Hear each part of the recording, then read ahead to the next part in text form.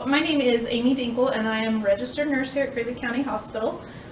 My primary function here is infection control, infection prevention, and employee health. So when COVID arrived, my world kind of turned upside down. My biggest priority here is to make sure all of the staff and the patients are prepared for any kind of infection that comes into the building. So naturally, when coronavirus hit, we had a lot of preparations to take place, not just here at the hospital, but both clinics as well and the long-term care. Again, keeping patients safe is a top priority, but also employees. So with that being said, we had to make sure that we had the facility secured, so to say, as to where not just anybody could enter the facility, but we want to make sure we know who's coming in and out of the building. We want to make sure we know, if somebody is sick and they're entering our building, that we know where they're at in order to keep them contained and not spread the virus. Not that we don't want to be treating people, we still want people coming in and getting help that they need, but we need to make sure we're keeping everybody safe. So coronavirus does spread very easily. It spreads pretty much respiratory wise, so sneezes, coughs, anything that you want to think of respiratory related. So if somebody is sneezing, coughing on items and you're touching that, you don't directly have to be sneezed on or coughed on, but if they have sneezed in their hand, they grab the door handle and then you grab it, you can potentially catch the coronavirus that way. Which is why they're really stressing, good hand hygiene and keeping your hands away from your face. A lot of us naturally touch our face without even thinking about it, and depending on where your hands have been, the coronavirus can stay on surfaces for several hours, depending on what type of surface it is. So that's why it's spreading so rapidly. There is no treatment for it. There is no cure for it at this moment, which is why it's such a severe threat to us. Part of the infectious disease process, anytime we have a disease that is considered a reportable disease, we work with public health departments, so Wallace County Health Department and Greeley County Health Department. There's a huge list of different infectious diseases that we are required to report to public health whenever we come across one of those. Coronavirus is one of those diseases. So we currently have the hospital has an emergency action safety team. Typically we would meet once a month just about any types of items that come up. So right now COVID-19 is our top priority, so we're meeting daily. The reason that we do that is because things change so rapidly. Whether it's regulations, testing, what we're doing in the facility, how we're keeping our long-term care residents safe or employees. So we make sure we meet every morning and discuss anything that's coming up, what we're doing here, any policy changes. So in those meetings, we have public health invited to those meetings so they can call in. We work closely with them on anybody that is being tested. We make sure that we do report that to public health right away. Part of their job is to complete an investigation. So they're going to be the ones that are actually responsible to get a hold of anybody that has been in contact with that person that is being tested. They work directly with the state also, so we report to the state and to public health, local public health departments. Have you had any tests in Wallace and Greeley County? We actually have. We have tested just a handful, not a lot of people right now, but we have tested in both counties. A lot of that information is not going to be given out. We have not had a positive case in either one of the counties at this time. If a positive case does come up, then local health department will notify the county at that time that there has been a positive case in the county. We do not and are not allowed to give out name, information, that kind of stuff on who the patient is, but the public will be informed if we do get a positive test in either county. A lot of the information we get from is KDHE, Kansas Department of Health and Environment. That's the first source that we go to. I use that for regulations, for policies, for guidance. Testing regulations are out there. Those have been changing weekly on who we can test, who we can't test.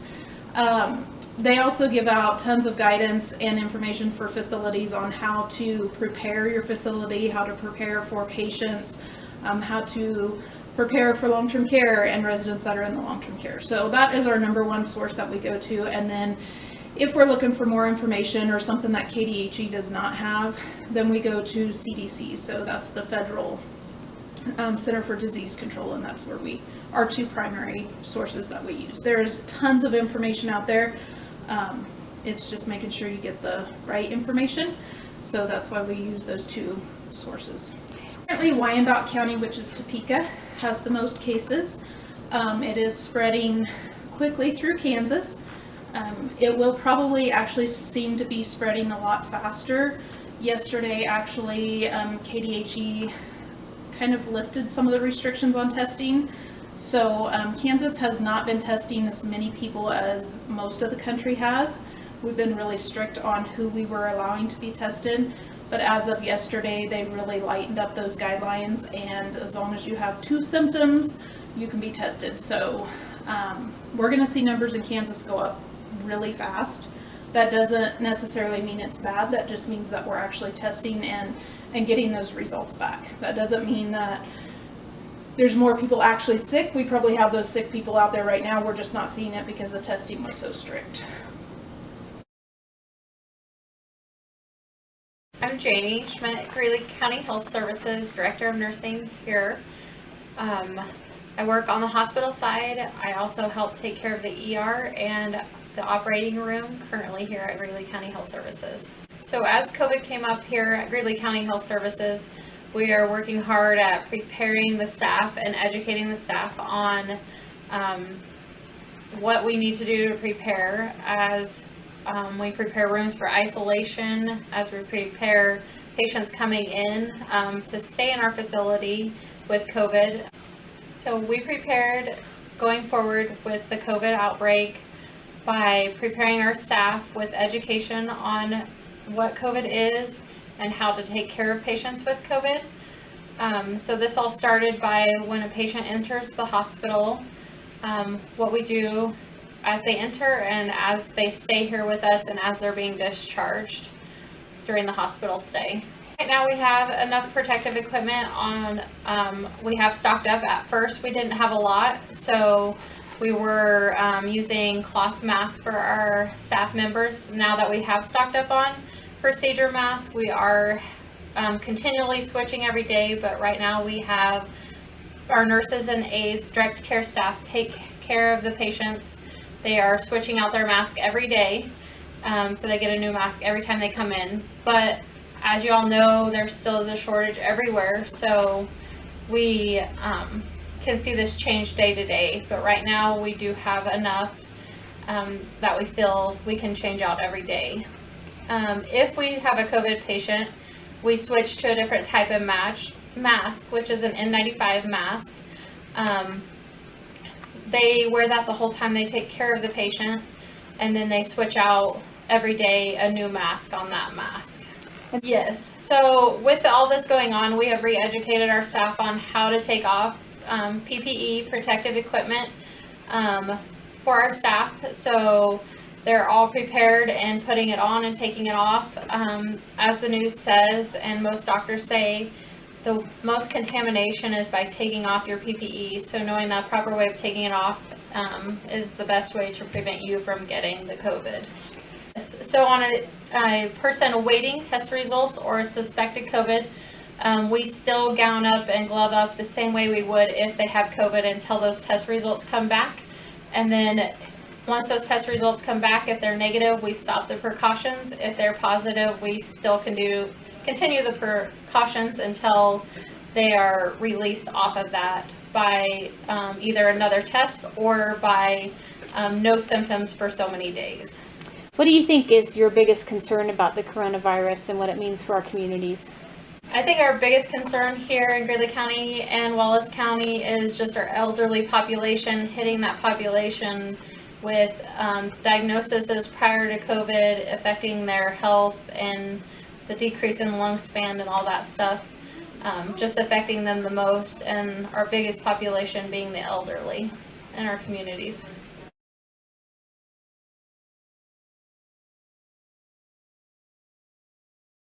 Hi, I'm Samuel Lindquist. I am a physician at Greeley County Health Systems.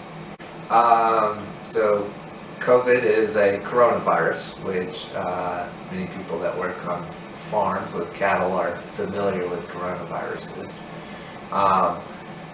Unfortunately, COVID has receptors that can bind to a receptor in the human's body, which makes us susceptible to this particular type of coronavirus. Similar to SARS, which we had an outbreak in China about a decade ago. So this has been declared a pandemic because it's an issue all over the world. How is this different than the flu, as an example? Why are we more worried about COVID than the flu? Sure. So the coronavirus is similar to the flu in that it is transmitted by respiratory droplets, or that it's transmitted through saliva or fluids. The difference is mortality rate. So the mortality rate for the flu is about 0.1%, where the mortality rate with coronavirus is probably somewhere around 3 to 4%, and much higher for at-risk elderly or the sick population, and so that is our concern. So age, so as you age, you're more at risk for COVID. Hypertension, heart disease, diabetes, or immunosuppression, and what I mean by that is having a medication, being on a medication, or having a disease that decreases your immune response. What are some of the local treatments and things that you're looking for as a physician in terms of preparing to care for COVID? Sure. So one is supplies for PPE, which is personal protective equipment. That's mask, respirators, gowns, gloves, in order to prevent transmission of the virus to healthcare workers or to others in the community. If somebody has COVID, most of the time it's a mild illness without any type of intervention needed, and by that I mean they're not requiring oxygen, they're not requiring a breathing machine, they're not requiring medications, but in a small percentage of individuals, especially those at risk for this virus, may need help with breathing. Now, like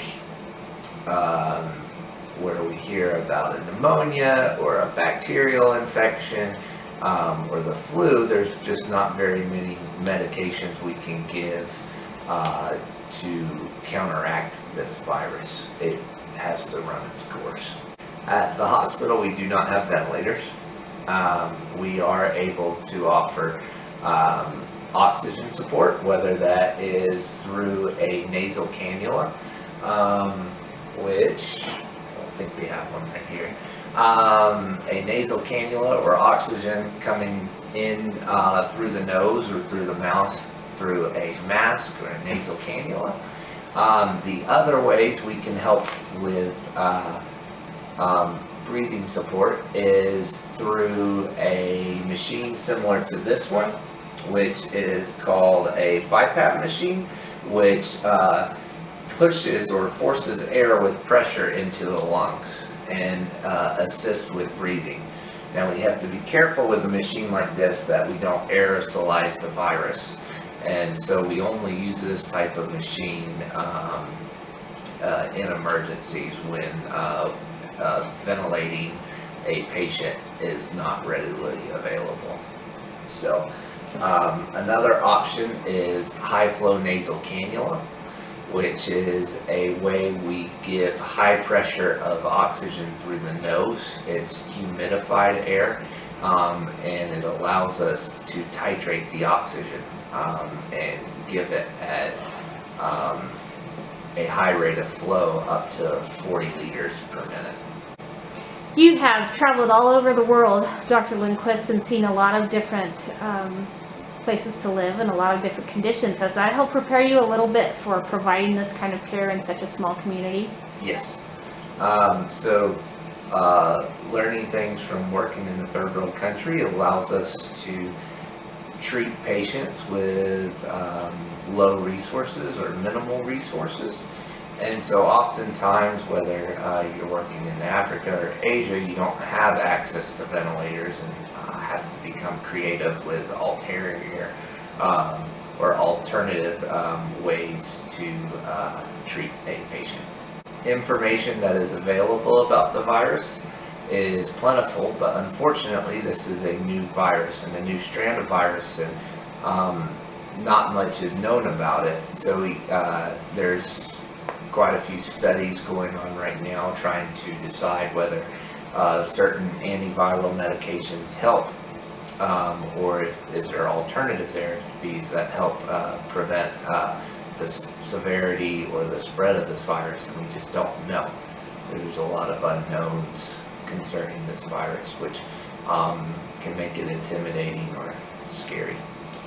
There's quite a few online literature resources, whether that's through the NIH, the CDC, quite a few hospitals, larger hospital systems such as Mass General has shared their protocols, which were created by critical care physicians, pulmonologists, and infectious disease doctors.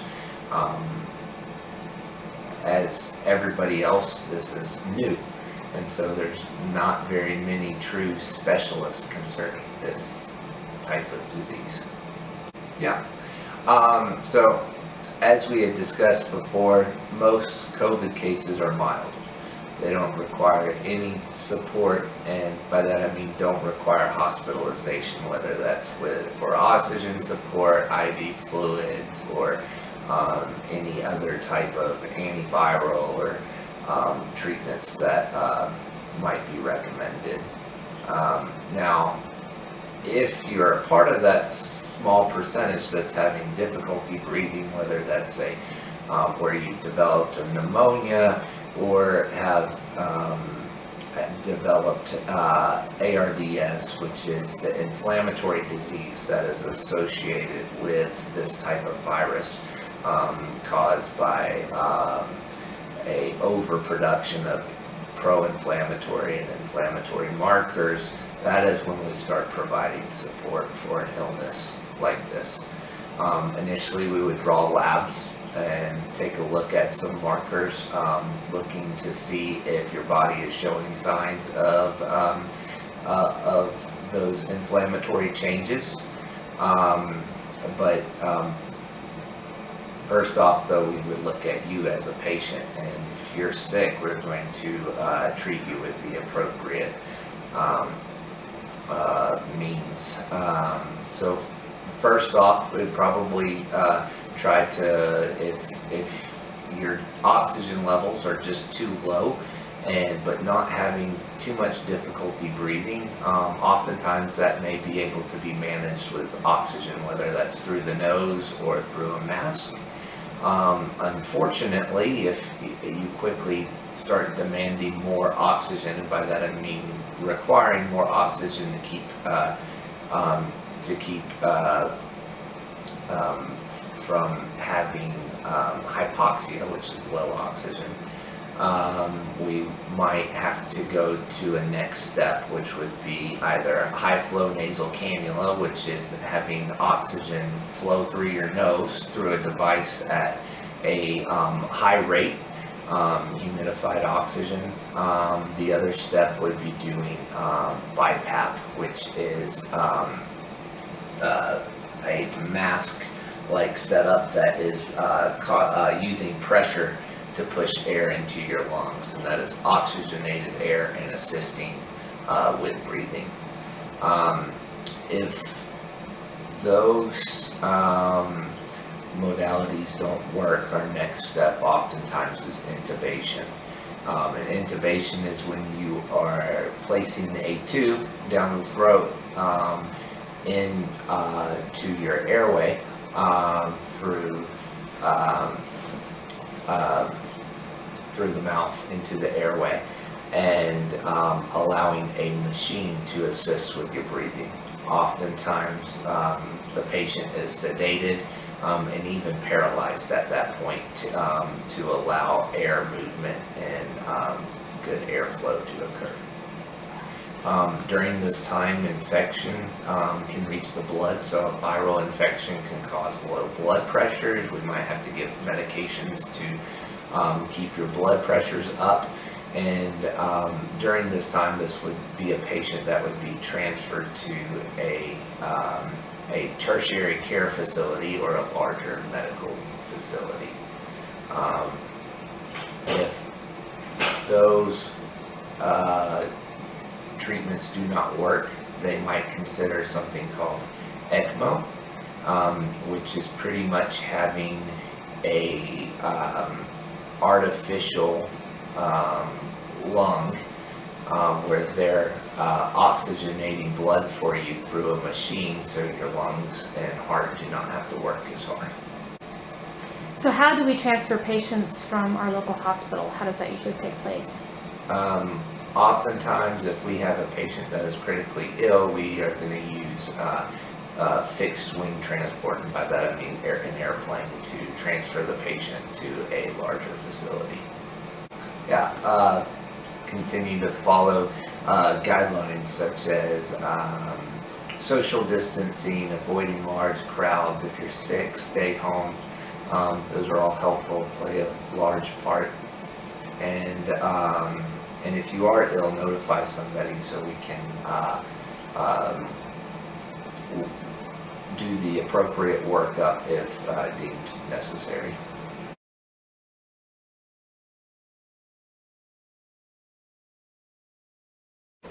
Good. Would you please introduce yourself? Yes, my name is Stacy Raven, and I am the Director of Nurses at the Long-Term Care.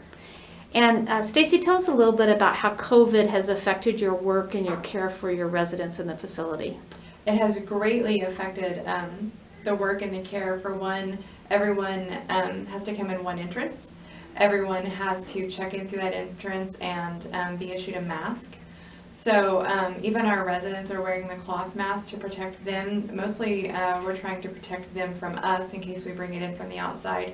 But no other visitors are allowed to come in. And we're even trying to kind of group our cares so that we're not exposing our residents to us any more than we have to. We've decreased the activities that we usually do. We're not able to have the large groups. For instance, the church services that we had, large groups in our living room, and so now we're trying to have only 5 of those. And on that, we're not even allowing the preachers to come in. So we're learning to stream the church services here in Tribune. That way our residents can still be active in those. How are you connecting residents with their family or community members? We are definitely learning a lot. We have an iPad, so we are trying to use the iPad a lot, and for those families that don't have the iPhones or the iPads, we're trying to connect through the Facebook Messenger. So we're trying to keep them connected through our computer and phone systems. Otherwise, we have invited families to come up and do what we're calling window interactions. So they can come up and visit with their family member through the window and kind of talk on the phone, but still get to see them. We have had some families come up and play tic-tac-toe through the window. And then we've had some families come up and paint through the windows. I'm really excited. I believe it is May 9th. We're going to have a parade. So we're encouraging the town to come up and parade by and just kind of wave at us from their cars. Hopefully. That's our plan. That's for Mother's Day, is that right? Mother's Day. And Father's Day. Yeah. Very nice. How has this isolation impacted your residents? Some of them are very sad. I've had some say it's the end of the world. I'm not going to see my family again. Some of them with the dementia, they don't really understand.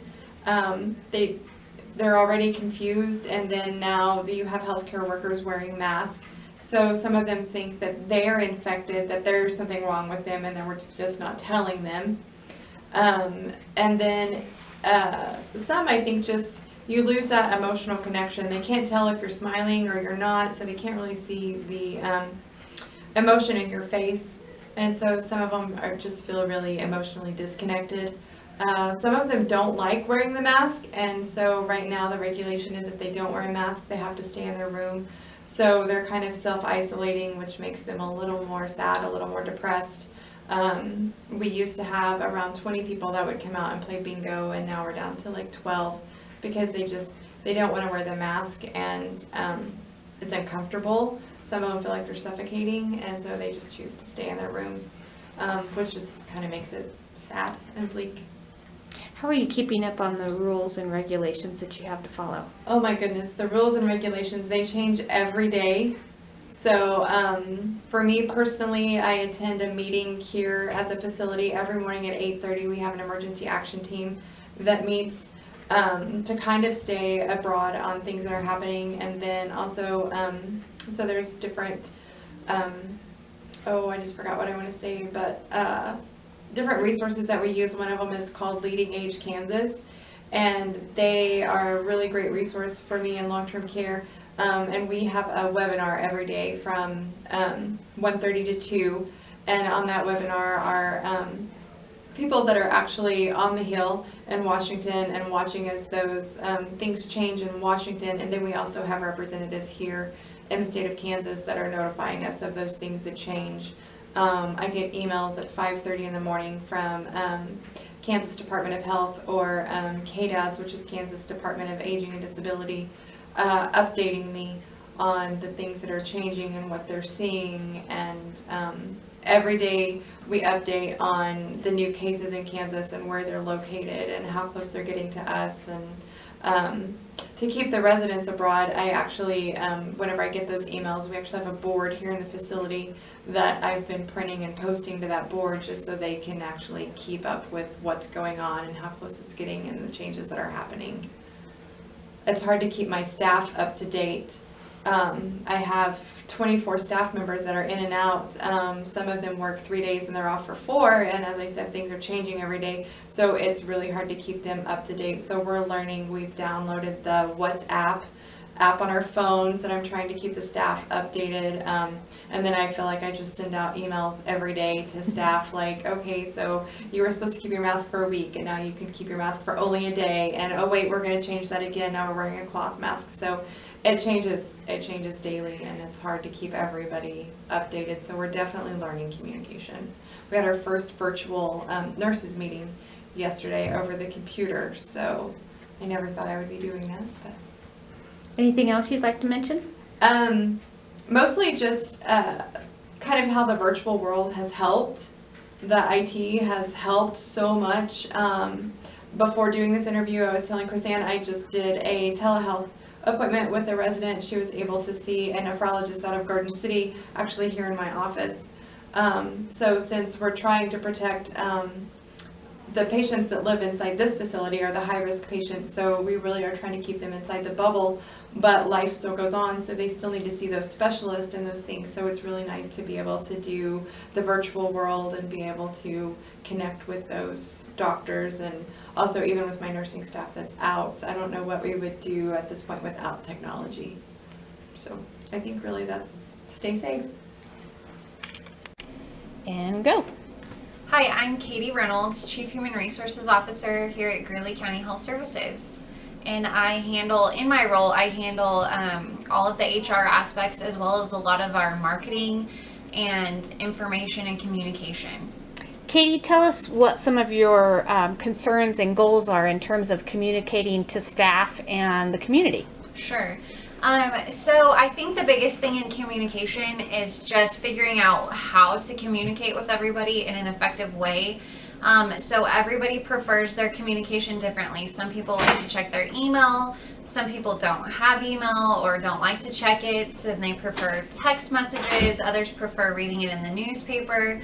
So it's really all about kind of figuring out who you're targeting to communicate with and then using methods that will get the message out.